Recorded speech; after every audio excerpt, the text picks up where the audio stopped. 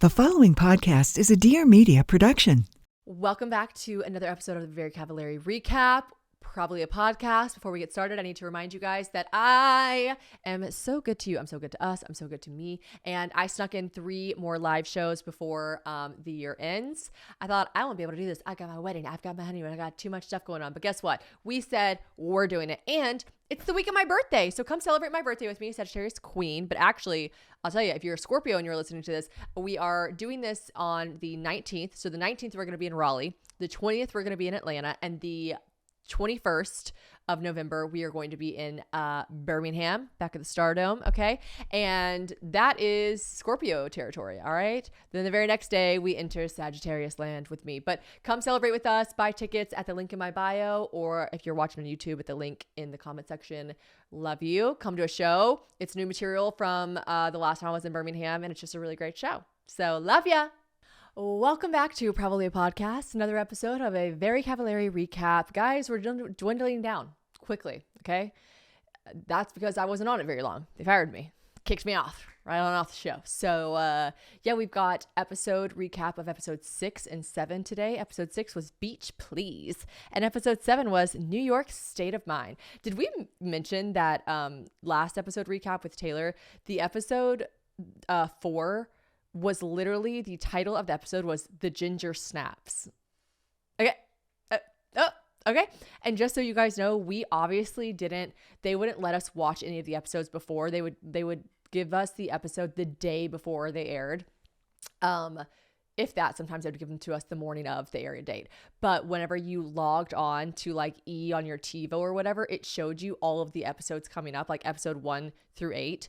Just the titles. It didn't say a description or anything. And I remember when the show first aired, first episode, I was like, what the fuck is episode 4? The Ginger Snaps. They were like, you'll see. Anyway, so these episodes will recapping our Beach Please and not the Ginger Snaps, New York State of Mind. Okay, so a little update. Very exciting news on the front of next week's episode, or not next week's episode, but the very last episode of Very Cavallari Recap.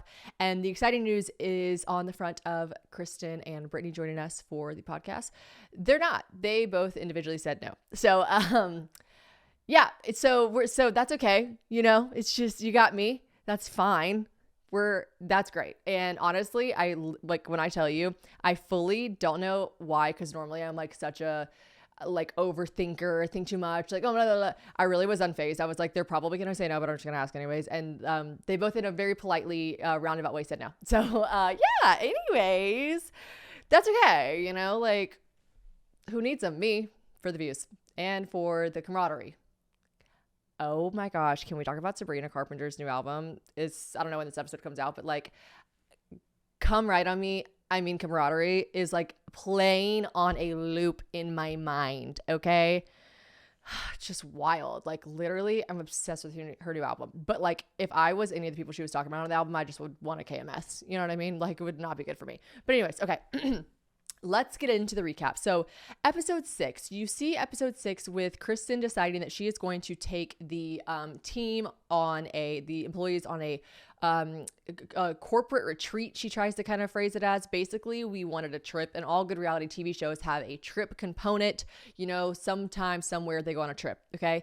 And this was ours. And we were very lucky because we had Wirth, who was amazing and lent us their family's beach house, their family's jet. Like, just so you know, and I'm pretty sure he would be okay with me saying this, like, production nor Kristen, no one paid for that. Like, the goodness of Wirth and his family paid for that. Like, that's actually insane. Like, that's so nice that he did that.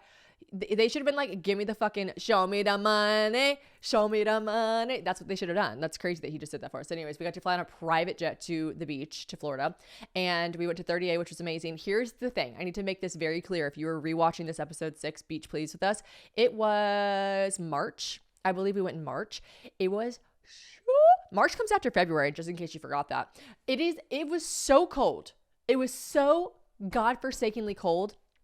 They're like, by the way, pack swimsuits, pack like it's warm. We're miserable. Like, we are so miserably cold. Okay, so we have, first and foremost, and I have a picture to send to Courtney right now. Insert this photo, Courtney, please, of my outfit, because I want to literally die.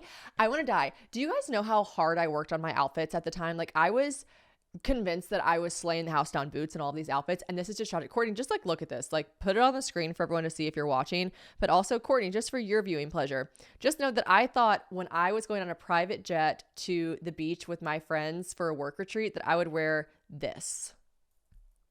Okay? That's what I thought. It is for those of you not watching but listening, it is a t-shirt dress that in neon hot pink, neon orange and blue and green and purple letters says, "Not today." Oh yeah, that's fucking 2017 core. Not today. Then I have a ripped jean jacket, and then I have the most atrocious, like I look like a character from The Incredibles, like these most atrocious bright white cat eye sunglasses that I thought were eating, and then white go-go booties, high heels. Get it on a plane. Like, oh, look at Brittany and Taylor. They're just dressed ever so normally. Why am I wearing this? I mean, like, really just like ratchet to my core. Okay, next thing. We get on the plane. It's freezing. I need to give you guys a little BTS of this moment. So this was never shown on the show.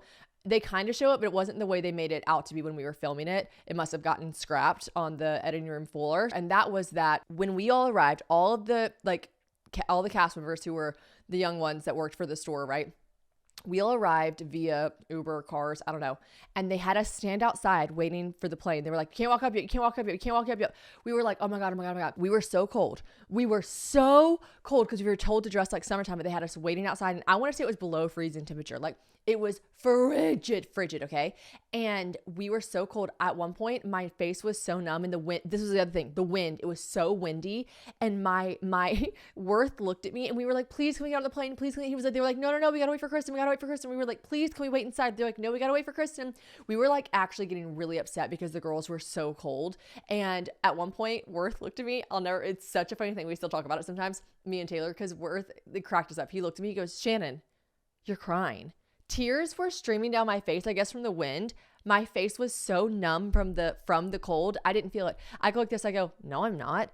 And everyone looked at me and goes, "Yes, you are." I go, "Oh my God, I couldn't feel those." Like I couldn't feel the tears on my face. It was so cold. That's crazy. Okay, where's my workman's comp? That's crazy. Then Kristen shows up in her like Mercedes black car. And they kind of showed that in the episode, but I think that they thought at the time it'd be really funny to show Kristen showing up like, "Hi, I'm here," in her Mercedes, and then we were just waiting. But they didn't even show that. So we just stood outside freezing for 25 minutes for fucking nothing. Okay. And that's important to note. Okay. I think the whole concept, we get on the plane, they're like drinking Kristen's back. Obviously in the last episode, you saw that Taylor, says she's pregnant. So this episode is all kind of about hiding Taylor's pregnancy and like how we're going to kind of like figure this out and how we're going to hide it from everyone on the trip and all of that. So after we get off the plane, which was a really cool experience. I remember they were like filming stuff here and there, but in all aspects of filming, the only thing that sucks when you're in party mode is you can't play music. And Taylor and I touched on this a little bit, and I think Reagan and I did too. Like, you can't play any music because it's copyrighted unless you're literally like with MTV on an MTV show, which I think they own the rights to like all music. With our show specifically, like we could not have music playing in the background. Therefore, in moments like car scenes or plane scenes or something, like it kind of sucked that we just like didn't have music playing. There's a scene coming up in this episode where we're at a bar. We couldn't play music. Like we were like, the bar had to shut the music off. Like that's fucking crazy. Anyways, so we're in the car with Kristen, and I remember this happened organically because I was shocked in the moment. Taylor decided to tell Kristen that she was pregnant. Now, Kristen, it's really sweet in this moment. Like, you can tell Kristen's, one, genuinely shocked. So that was comforting to me and Taylor, because keep in mind, this is coming off the back end of Taylor, like, getting duped with the interview thing and, like, everyone, like, fucking us over with that. So Taylor's like, "Perfect, I'm in the car with you guys." She almost didn't want to come on the trip. One, because she was so sick, and two, she was like, "I don't want to be here with Kristen and all these people that, like, duped me." So she comes on the trip. I convince her, and it's really sweet. I feel like Kristen's reaction is like really sweet, just like genuinely excited for her. And then I remember this, Kristen brings up Camden. She was like, "I got pregnant when I was 24. And at the time, Taylor was pregnant at 24. So I really was like, even me in that moment in the car, I was like very genuinely like, "Oh, wow, this is really nice." And Kristen gave like a lot of really sweet, I wouldn't say even advice. I just think she said a lot of really good things that me, 23-year-old Shannon at the time, didn't know to say to my friend because I'd never been through that. And I thought it was a really, really sweet moment, honestly, between two people who honestly didn't get along too well during filming. Like Kristen and Taylor, like, didn't really care for each other during the filming process because of the interview thing, whatever. I thought it was nice. Like, she really was like look, like, you know, whatever people say about you and Mike not being engaged yet or married yet. And Taylor's like, that's what I'm worried about. And she was like, look, people said I was trapping Jay with my pregnancy. Camden, her oldest son, was like made out of pure love, nothing but love. And I was like, that is such a sweet sentiment to say to someone who is obviously probably struggling with the same thoughts and stuff. And then to see that like Kristen was happy with her marriage and her 3 kids, and just like there's a light at the end of the tunnel. And fast forward, look, Taylor is now happy with her 3 kids and married. So, you know, all these things that seemed like a really big, oh my God, I can't believe I'm pregnant before I get married. I think Kristen really had a beautiful way of kind of like easing Taylor's mind about that in that moment. And that was a very real moment in the car. I thought was really, really nice. Holy shit. Let's get into the ropes course.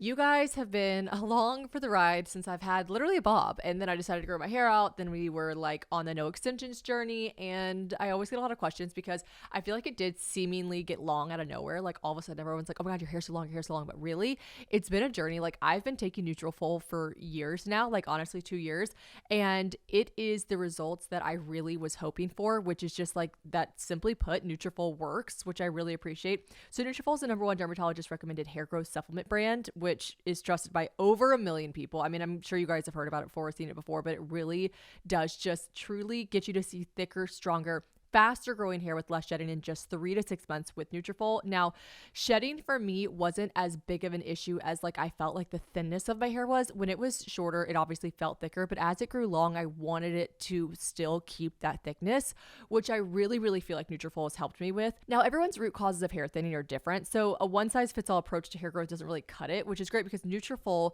has multiple formulas that are tailored to give your hair what it needs to grow throughout different stages. Like there's one for postpartum, there's one for menopause, as well as different lifestyles such as plant-based diets. Like they really do just truly have it all. And my favorite thing is it's 100% drug-free ingredient. So Nutrafol supplements healthy hair growth from within, and that's the key. So they like target the root issues of thinning, like stress, hormones, aging, nutrition, lifestyle, metabolism, and then they evolve throughout a woman's life. So like they're really targeting this like root issue of hair thinning from within, and that's why you take a pill rather than just like putting something on your scalp. Nutrafol is a pill, so it truly works from within, which is targeting those root causes. And a lot of supplements rely solely on ingredient studies, but Nutrafol clinically tests final formulas to ensure their efficiency, which I love. So like in a clinical study, 86% of women reported improved hair growth after taking Nutrafol women hair growth supplement for 6 months. Now, consistency is key. I would say that's like, it's not like a one-stop shop. You just take a couple times and then boom, you do it. Like you need to stay consistent with it, which is why it's great that they have a subscription service for it.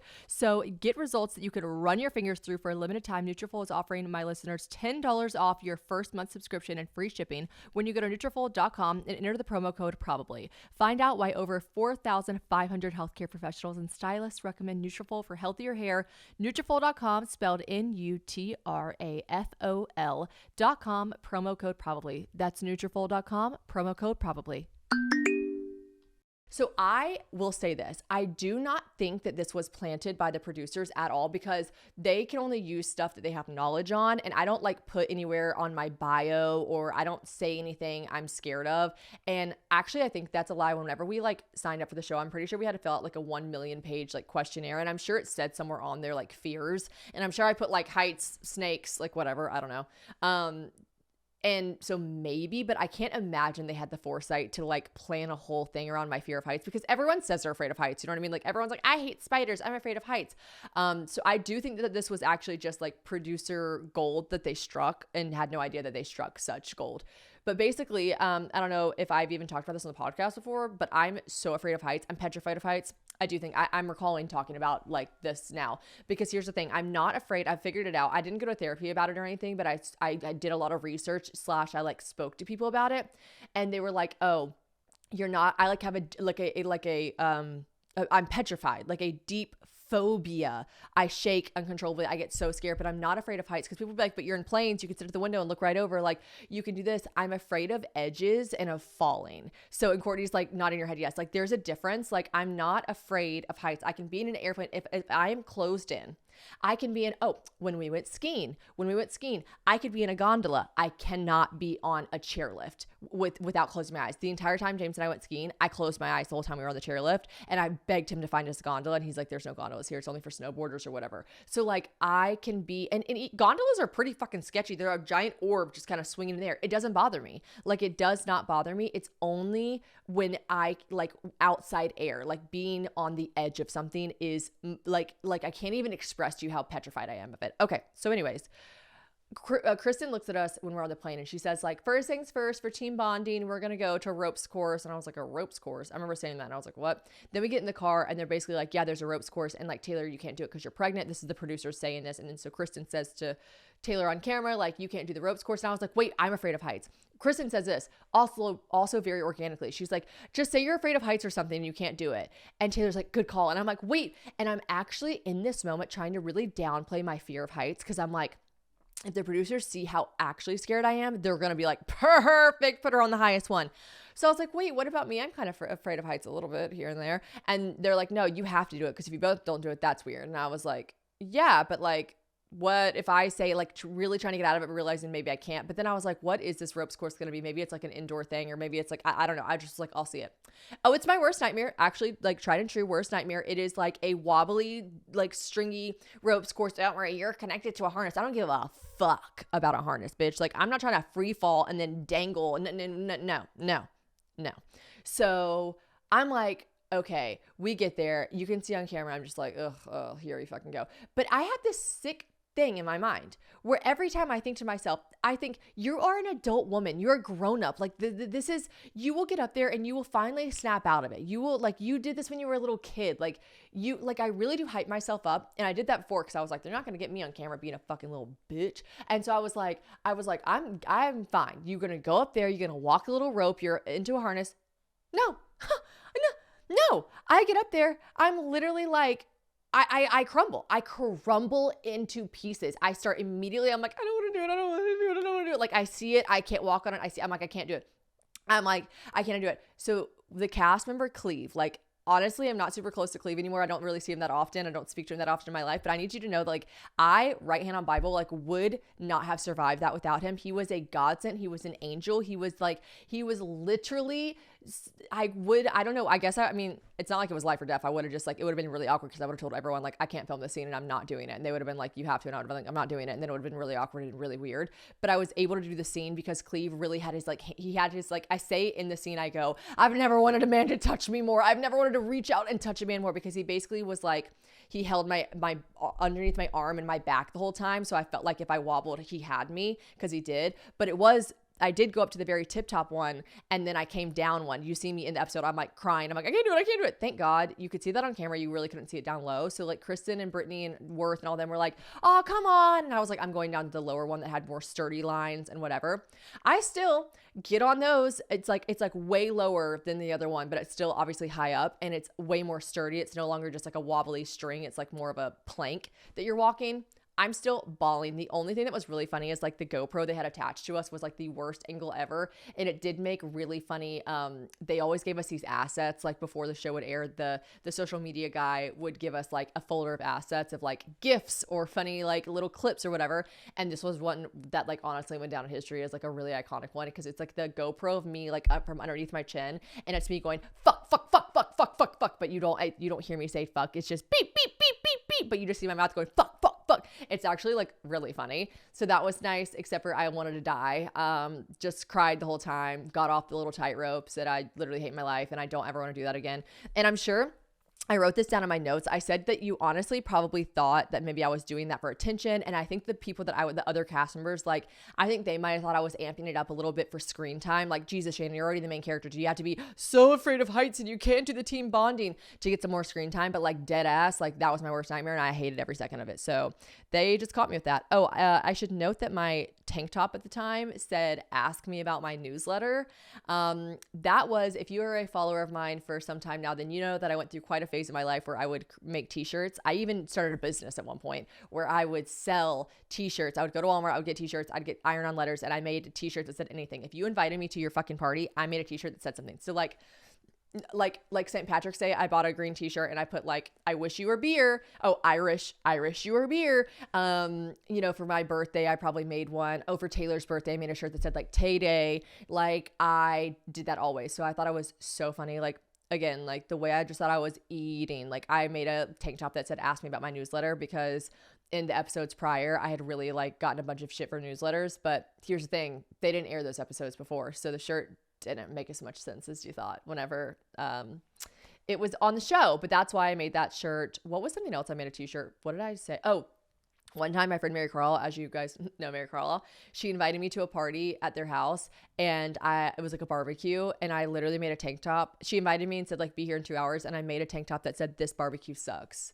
and I wore it to her barbecue. Why am I the way that I am? I don't fucking know. Like, that is so weird. But guess what? Everyone thought it was fucking hilarious. I am such a funny little girl. Funny little girl I am.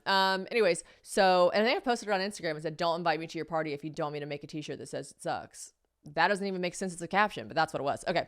Anyways, so then I went to the lower one. Okay. I said, Cleve was so nice. He was an angel. Yes. Okay. The next scene is basically, it starts like kind of like teasing me having to take all the shots for Taylor, me having to like really like, you know, be there for her as a friend and like take her alcohol. But they also did a little bit of editing tricks a couple times to make it seem like I kind of wanted her to tell the group she was pregnant. It'd be like, do you have something to say? And I'm like, that's not what I was talking about in that moment. I never one time on the trip ever wanted Taylor to tell anyone that she was pregnant. Like I said, she should keep it a secret. So sometimes when I was watching that back, I was like, they made that look different. Okay. So now it shows us going out for like partying. This was the worst night ever. So first of all, it was freezing cold, as we said. And second of all, no restaurants or bars in 30A, rightfully so, because it's such a classy place, honestly. None of them would let us film there, like not one. And as you recall me saying, this wasn't the Kardashians. This wasn't like, it wasn't until season 2 and 3 they actually started like filming in cool places in Nashville, because everyone's like, oh, we'd love the exposure. Very Cavallari was a hit show. Fantastic. Before, we were kind of just like begging people to let us film there, saying like, this show is going to be on E! It'll be cool, but we can't tell you what it's about and you can't know anything. And also another reason bars probably said no for filming there was because they had to turn their music off. We had to turn the music off because of copyright. So the only bar, when we pulled up to this bitch, I was like, you've got to be fucking kidding me. It was called Red Door, which they have that in Nashville. I don't know if it's the same owners, but it was called Red Door. It was like we did not party in 38. It was like 45 to 50 minutes away from the house. Like, I don't even know what city. I think I know, Destin. They brought us to Destin. We were in 30A and they drove us an hour away to Destin at some random bar that was empty as fuck to let us film there. And it was not fun. But I will say this. In this episode, you see Kristen get shithouse schmammered.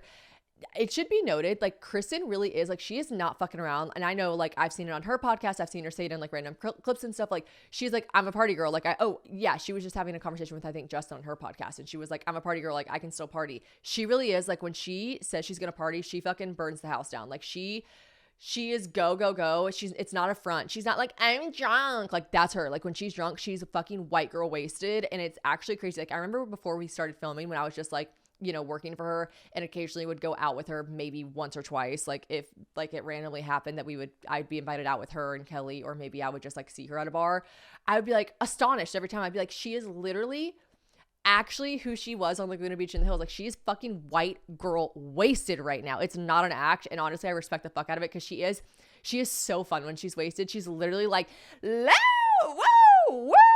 Like, that's her. Like, I'm like here for it. I think it's really funny. And I think there's just people in your life who are just fun drunks. Like, Reagan's like that when she's drunk. And I just think it's just fun. So I will give her credit in the party girl department. Like, she was. So in that episode, she gets really hammered. I basically think that they were like, it was the selling point of the whole episode. She saved that episode. Like, old Kristen's back, like the Hills Kristen's back, Laguna Beach Kristen, because like this beach trip was a big nothing burger. Honestly, I think Brittany and Stone got in a big fight, and maybe that was like good TV, but for the most part, they took us on this trip in a really bad time to take the cast on a trip. All of us were getting along and no one had any beef and everyone was really happy with each other. And so for reality TV, that means like womp, womp, womp. Like, there was like nothing to film. So anyways, Kristen gets hammered. She shows she's still a party girl. It was a very good scene. The producers I know they made Kristen do this. I know Kristen wasn't drunk just thinking, I'm going to ask Wirth this. The producers made Kristen ask Wirth if there was still a thing with me. And at this point, Wirth and I were so like, what the fuck are you talking about, dude? Like, what are you talking about? And she was like, I love Kat, but like, come on. And he's like, no, there's nothing. And then Cleve is like, is there something with you and Shannon? And he's like, no. And I'm like, no. So like, nice try, no. So then we get on the boat the next day, and I will say I fall on the boat, which is actually, it's such a small part of the show, right? The episode is such a tiny part. We're getting on the boat. They're like, watch your step. And I eat shit on the boat. It's a fleeting moment. They made the funniest GIF. One of my dear friends, Kim, if you're listening to this, like Kim will still send me this GIF to this day. And she'll literally be like, I'll never get over it. It was so funny. And maybe it really is just like not an inside joke, but like maybe I think it's funnier than it is. But I just eat shit on like the boat. I like grab onto whatever's in front of me, which happened to be Wirth's leg. And my hand just like slides down his leg. And yeah, it was really embarrassing and really funny to me. Okay. Once again, it was freezing. It was fucking frigid. So cold it was. So cold it was. And they kept being like, because we were on a catamaran, they're like, take your sweaters off. And we were all like, we're like, no. And so in the episode, you don't see anyone with their like top off or sweater off. I think at one point I like took my sweater off and I was just wearing like a spaghetti strap top over my swimsuit and I was still frigid. Like, it was a really trying time for us to be like, it's hot and warm in the summer. Like, no, it fucking wasn't. And also this is another funny part. There was like one day where it was sunny and we had our like tops off and when you could see we're in swimsuits, we were having like the best time. We were all playing beer pong. I think we touched on this in Wirth's episode a little bit. We were like, oh my gosh, it's so fun. Like we're just partying. It's a great time. And then like I walked inside to grab a drink or something and I just looked at like 7 producers sitting on a couch like this.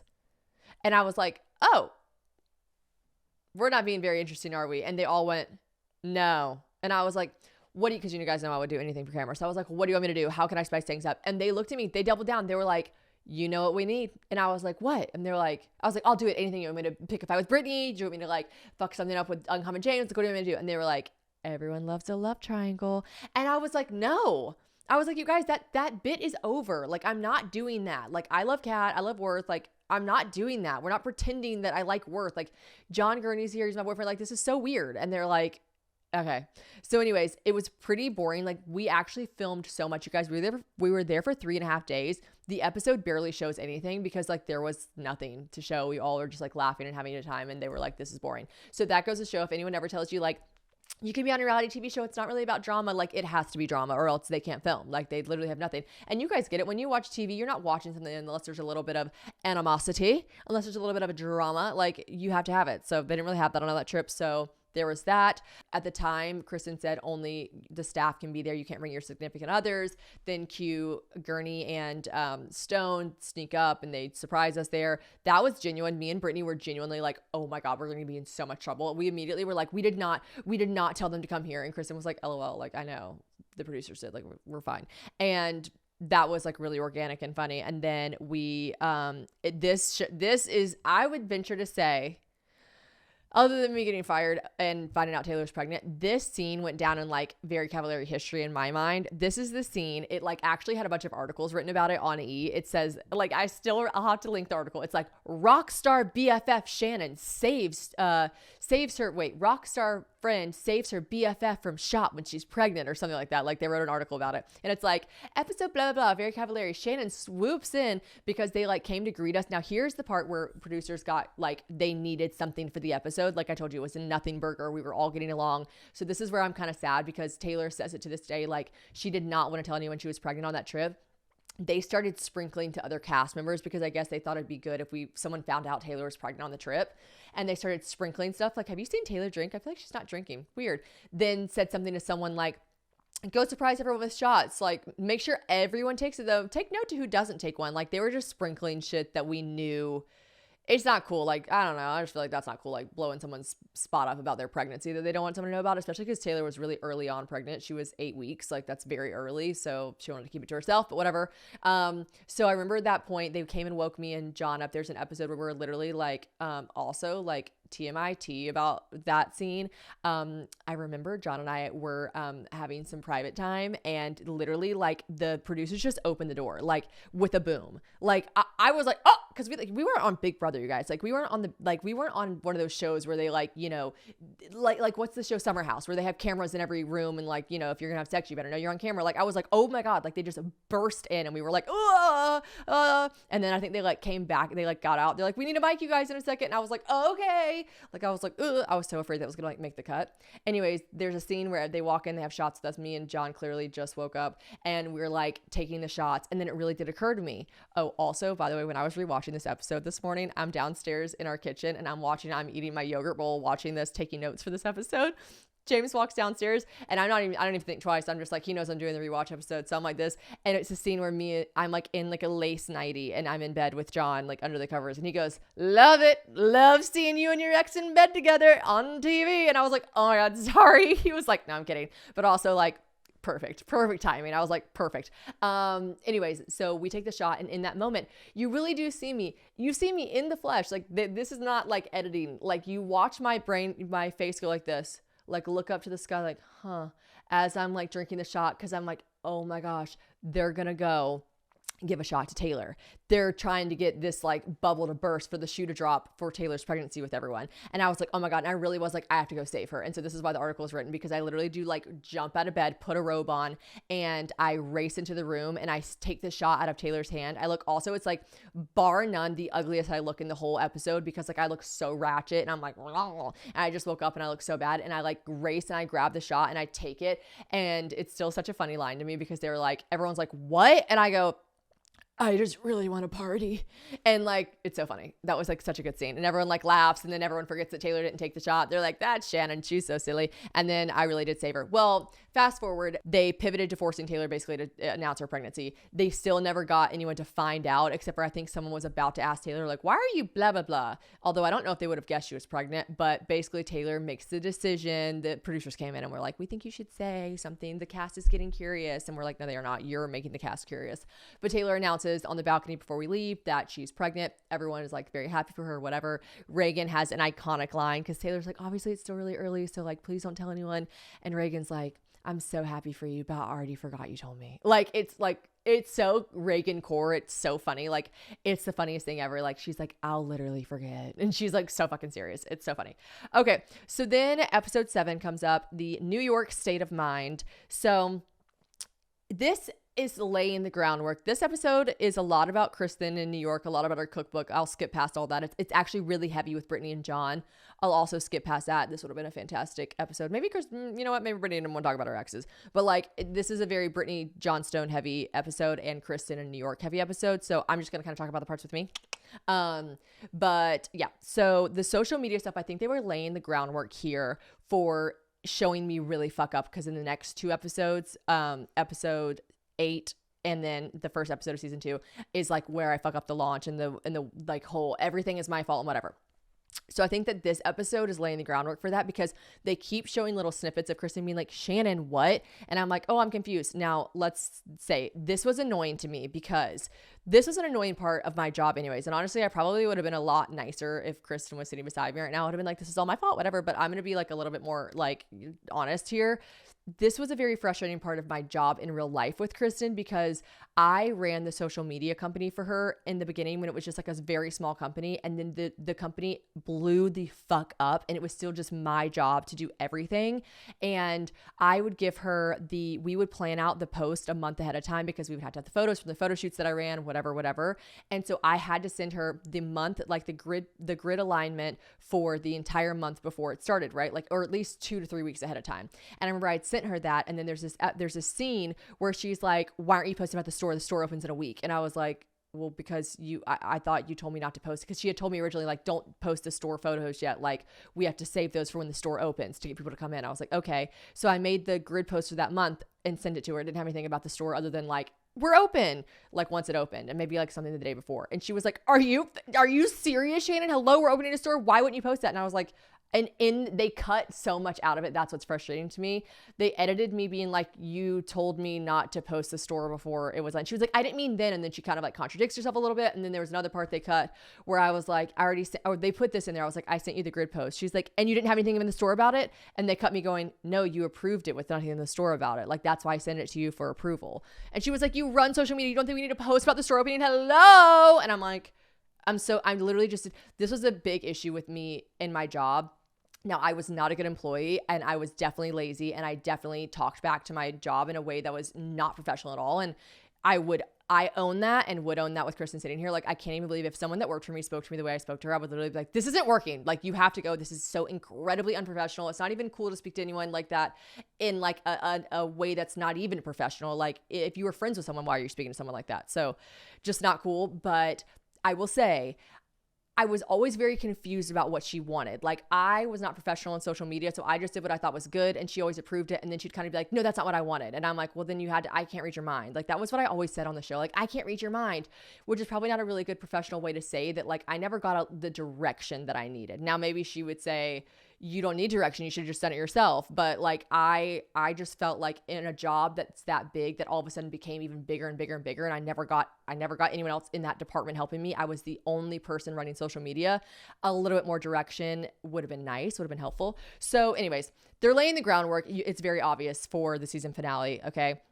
So maybe that was for camera. I don't know. Maybe Kristen really was like very confused that I didn't have pictures of the store up. But then it's a bunch of Brittany and Stone stuff. It's a bunch of stuff talking about how the store opens next week, and like it's a big deal, the store opening. She's got home goods now. She doesn't know how to ship the home goods. Who's going to do this? Who's going to do that? And then of course the newsletters. There's a newsletter about the home goods, which we will talk about in the season finale. The broke musician thing. So they bring me and John Gurney to a like guitar store where he tells me that he won a contest for songwriting. That was actually real, and that was really cool, and I was really proud of him at the time. And he won like, I want to say $5,000. You guys, like, I know $5,000 is a lot of money. Like, I know that is. It still is a ton of fucking money. When I tell you, at the time when he won $5,000, I would equate it to, this is not me being funny, 50,000. Like, he, in the state that we were at in our lives, he won $50,000 in our brain. Like, he won enough money that like that was it. Like, we were caking. Like, he won $5,000. I was like, should we buy a house? Like, we have $5,000. We should buy a house. Like, it's crazy. And I wanted him to buy a car because he didn't have a car. It's a lot of conversation about that. They really hype up on the broke musician, struggling musician, starving artist vibes with John and I in the show. And they go back to that. I kind of skipped through it a little bit because it was just kind of boring, but it was like me being like, use your mind, be logical, whatever. They're just hyping that up. I don't really know if it had a point to the show. But then they show us going to his show where he performs in real life. That was actually really cool. We were all very proud for him. And then Mike tells us that he wants to propose. Mike had already told me that. That was fake. He was like, I want to propose. I knew he was going to say it in that episode. I was like, no way. Are you serious? Wait, really? Do you want to help me plan it? Now, I have to say something funny really quick, because Mike was always going to propose before she was pregnant. He had already talked to me about proposing to her, and I have to tell you his original idea. So how he proposed to her on the show, that was real. Taylor had no idea. We go to Leaf vs. Fork. I'll explain that in the next episode because I think it's in the finale. But basically, Mike's original idea for proposing before they found out they were pregnant was he knew that they wanted another dog. They only had Wilbur at the time, the golden retriever, and they knew they wanted another one. So Mike was going to like go to this lake house. They didn't have the hut at the time.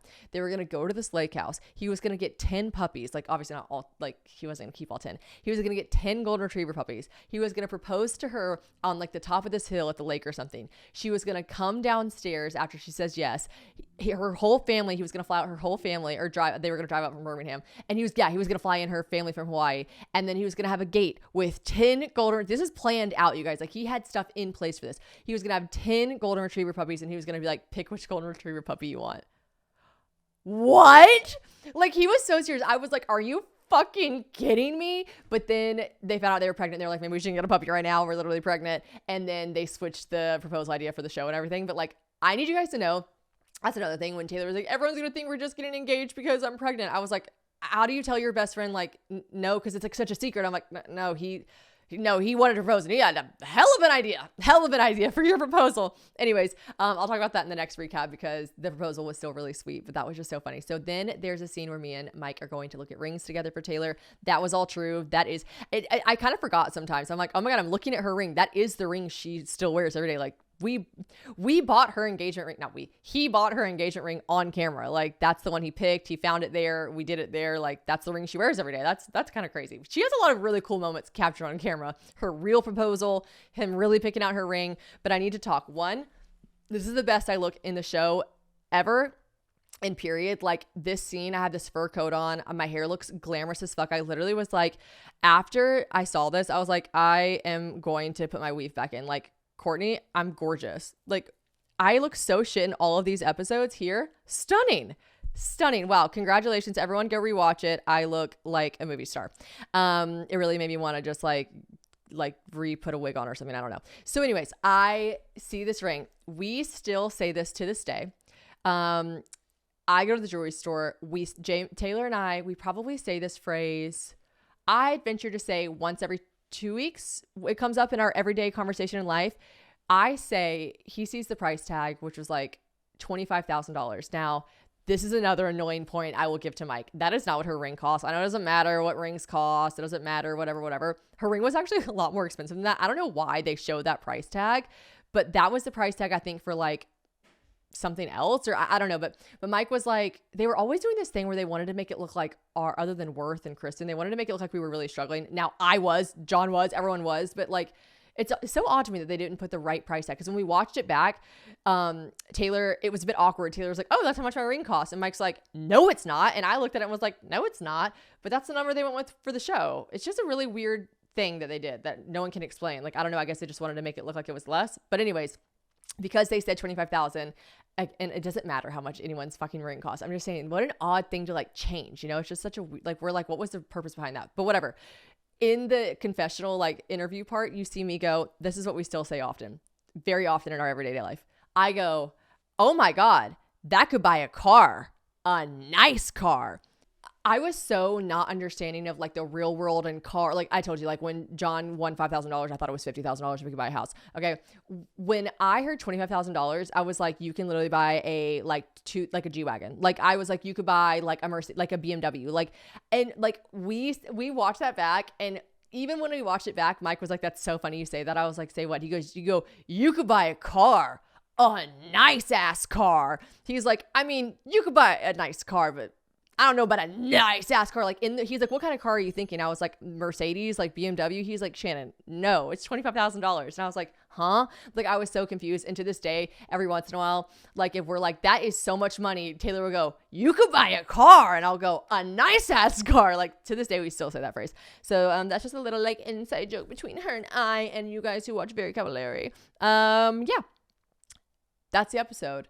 That's the end of the episode. I think it goes back to her at the cookbook. And we've got one episode left, guys. And that is going to be the episode 8, which is the season finale. And I will also do season 2, episode 1, because I am in the beginning of it. But I'm pretty sure the entire episode's about me. If I want to say like the whole episode, everyone's just talking about me, but I'm only in one scene of it. And it's a doozy. And I'm honestly like, I'm really not looking forward to rewatching it because I'm pretty sure I'm going to be extremely triggered because it is bar none, without a shadow of the doubt. It's the most like lie heavy episode. It's the most like produced and false episode of it all. So honestly, maybe I'm kind of glad that I'm doing it by myself because I'm just going to call it out for everything that it is. And yeah, stay tuned. We'll come back with another recap of Very Cavallari, the final recap of Very Cavallari soon. Love you guys. Thanks for watching. Thanks for listening. Thanks, Very Cavallari, for giving me this platform. Love you. Bye.